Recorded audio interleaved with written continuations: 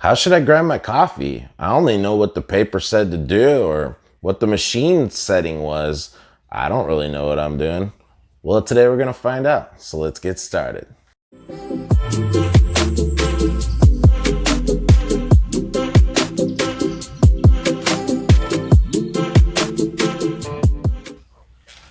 Hey guys, Ted Jones here, owner of Riverview Coffee Roasters. I do roast order coffee subscriptions in the top 1% of the world's supply. I roast them, ship them to you ultra fresh at the pace you like.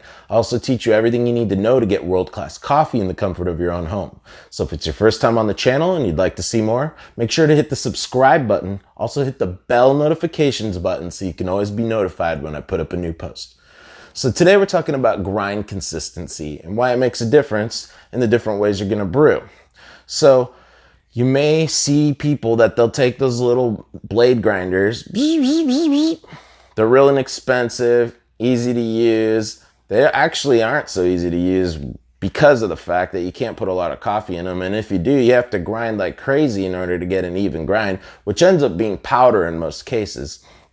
And I know people feel like it smells better and it feels better and it looks better when it's so fine and I'm making strong coffee. But the problem is, if the water's not hot enough and you don't grind the coffee properly and there's not the right amount of contact time, it's not going to come out very good. When you want to get the flavor out of coffee, grind is the most important thing. Water is also important. If you don't have the water hot enough for that kind of coffee, or sometimes when it's too hot, it will affect the way the flavor comes out of the coffee.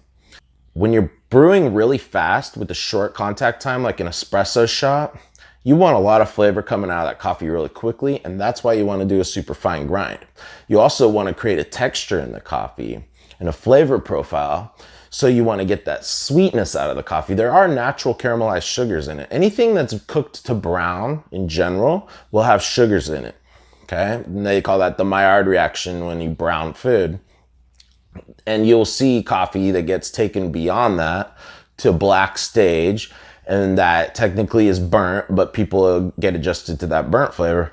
Well, no matter what the roast level is, even light tan to medium cafe brown to a really deep black and oily, the way you grind it's going to make a difference. When you get to a really light roasted, dense coffee, it's going to chunk up more because of the fact that it's so dense, it doesn't crumble. When you get to the really dark, deep ones, they're gonna powderize more easily because they're so brittle and so carbonized, and especially when they have a lot of the oils that have already leaked out of the coffee, which is kind of like the rabbit in the hat. When the oil leaks out, the magic comes out already.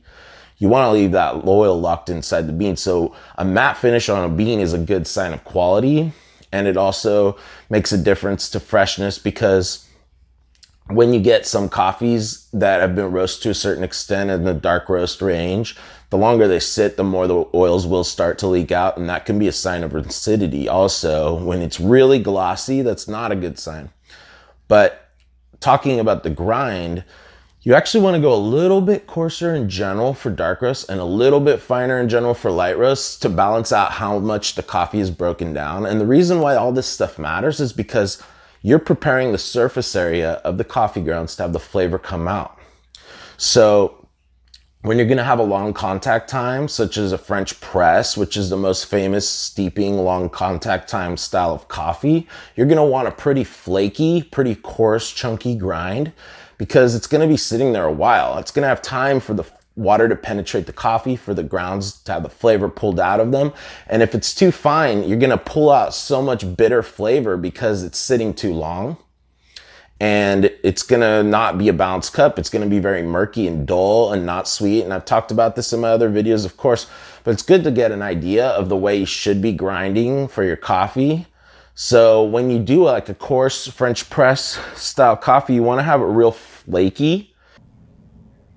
And this is actually an Ethiopian Sidamo coffee I've got on the menu right now. If you haven't had a chance to try a light roasted Ethiopian coffee, I highly recommend it. They're amazing. For me, those are the first coffees that really blew my mind and told me I needed to share this with other people. And it's funny because once in a while I'll decide to go out and buy another kind of coffee just to try something else. And I actually did that yesterday because I thought, you know, you get to drinking your own coffee and you do your routine, and you want to make sure you keep things fresh. You want to make sure you're on track, right? So I got a real, one of the highest end brand names that's known out there. A guy that actually started just like me, but decided to blow up and ended up with people that were big business guys that made him a huge company. But nevertheless, they keep their same recipes and hopefully their same standards. And I tried this coffee, and to be honest, it wasn't bad coffee. It was good coffee, but it wasn't even close to the light Ethiopians I'm doing right now. And that's not because I want to say that I'm better or anything. It's just because I'm making a point that when you get a really amazing coffee, it will really explode in your mind as far as how beautiful the flavor is. But you can't get there if you don't brew it correctly. And that's why we do these videos, because you're gonna wanna get your grind right and your contact time right and your water temperature right. Once you have those recipes dialed in, it's super easy. You can do this every day and it's not gonna give you any fuss. You're gonna know exactly what you're doing. So it's worth taking a little bit of time to learn so that you can make your life easy and improve your quality of life. That's what this is all about, okay? So another style is like a drip blend, right? Drip brew, I'm sorry. The coffee is going to come through the water and go directly through. If you grind it too fine, it's going to pack up in there. It's going to clog. It's going to sit too long. It's going to drip slow, and it's going to be bitter.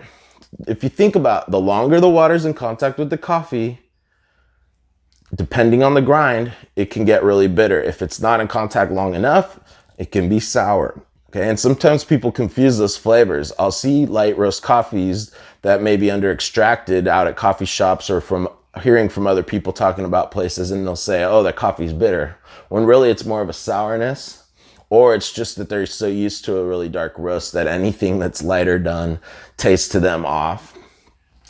And, your palate adjusts over time, just like inching away from doing things correctly. Your palate can inch away as well, or never have gotten there because you didn't have the opportunity to experience really great things long enough to develop a taste for them. This is what would be a medium grind, which would be more for a drip brew. It's a little bit, you can feel the chunks, but they're small. And consistency is super important. So I can't stress enough the importance of getting a burr grinder that's premium quality. Like, you don't want to spare expense on these tools because this is the kind of thing you're going to use every single day. And I talk about that, I say as an example, a bed. And if you're a TV watcher daily, a TV, certain things that you're going to use every single day, like coffee equipment, you're going to brew coffee every day. And I'll find people that they don't feel like it's a worthwhile expense. They think it should be real cheap because traditionally, we've gotten these $10 blade grinders and these $15, $20 Mr. Coffee pots. And those are awesome if you just want anything. But if you really want to make awesome coffee, they're not going to cut it. And every single day looking forward to your coffee and it being like 10 times better than what you even knew it could be is well worth a couple $100 in my book. So you can do a burr grinder that's going to be like this. And I've showed these in my coffee. If you get a chance, watch my basic coffee tools video and you'll get to see the main tools that you would need just to get started at the least expense possible. But you can do a hand crank burr grinder. You're just going to crank for a minute. And that minute's going to make your coffee so much better. But if you want something that's going to make your life easier, you can get yourself a really premium prosumer style one that's going to be like cup 200 to 300, or you could get like an entry level great one. You can see on the website, go in the menu, look at the different equipment I've got and how to use it. There's a Baratza Encore grinder. I also have a Compresso Infinity grinder that sometimes I'll use as a backup grinder that works fine. But the Compresso Infinity is around 100. The Baratza is going to be about 140, 150 bucks. But that extra 40, 50 bucks, if you do side-by-side comparisons, looking at the grind and taste testing the coffee, you're going to see where that money's going. And think about every single day having coffee. And when people are going out and spending $5 a cup and you could just buy a couple tools that'll make your life easier and make your coffee amazing, you're going to want to make your coffee at home. You're going to go out and get a coffee and be like, this isn't cutting it compared to the coffee I'm making at home. Now think about that. When you're beyond the cafe, you can do that. You learn this stuff, get this equipment, get some amazing fresh roasted coffee. I'll do the coffee for you, send it straight to you. Top-notch mom and pop small farm coffees. You're gonna blow your mind, blow other people's minds. It's a life changer. So another grind is the espresso grind. So Going coarse to finer, you know, you're gonna do a real fine. It's gonna be like a powder grind, and you're gonna need to dial that in for your machine. The better the quality of the machine, the more you're gonna have to dial it in. Kind of reminds me of a guitar I have that I started out with real inexpensive guitars, and the sound is a little more dull. It's a little more flat. If you didn't know, I play guitar, obviously, and it's, you know, quality of life. It's fun. It feels good. I love music. And I got a really nice guitar at one point, and I noticed right away that it exposed every imperfection in my playing because it was so crisp. It was so perfect that you could hear every little tone beautifully. And when you play right, it sings. But when you play wrong, I mean, it shows, you know? Same thing with the coffee. You get exceptional coffee and you brew it amazing, it's gonna be amazing. You use lesser coffee and you brew it, you're gonna taste the difference. You use great coffee and you have bad equipment and you don't use it well, it's gonna be dull, just like that cheap guitar. So it makes a huge difference. You can get espresso machines that have the burr grinder built in, such as like the Breville Barista Express. Awesome unit, works really great. You can get drip coffee brewers like the Breville Grind Control, grinder built in, brews customized to your liking. I was at some family's house over the holidays. Everybody likes their coffee differently. I was able to custom make the cups for each person the way they like it. Whether you like it as harsh as possible, or you just want it to seem so thick it's like mud, or whatever, or you want it to be light and delicate with little notes of, you know, honeysuckle and fruit, or whatever your pleasure is, you can get that, you know? So having the equipment makes a difference, and the grind size makes a huge difference. And so when you're doing a coffee with a grind like this, the flavor is going to come out fast. It's fine, right? When you're doing a coffee like this, it's like a medium length. So no matter what your brew is, always think about how long the coffee and the water are in contact. That's how you're going to know how much to grind your coffee. And you're going to also want to make sure that you grind your coffee to order. Within 20 minutes to an hour, that coffee is going to lose a lot of life and a lot of flavor. When you get used to really pre-ground stale coffee, a lot of people like to go really dark because it's the only way they're still going to get flavor. And, you know, we all get that feeling where we're like, oh, I can't be bothered. I'm too lazy. I'm just going to do this and just not worry about it and make it not important to me. But for me, it's actually not taking a lot of time or a lot of energy. It's giving me more energy. It's giving me more vitality to take those couple seconds and do it correctly and really reap the rewards of it. It's like an energy flow thing for me. So I hope you enjoyed this video. If you have any questions, you got grinders you like to suggest, things I missed, go ahead and leave them in the comments section. I'd love to hear about it. And let me know what other videos you'd like to see. I'm Ted, owner of Riverview Coffee Roasters, signing off, and I'll see you the next time.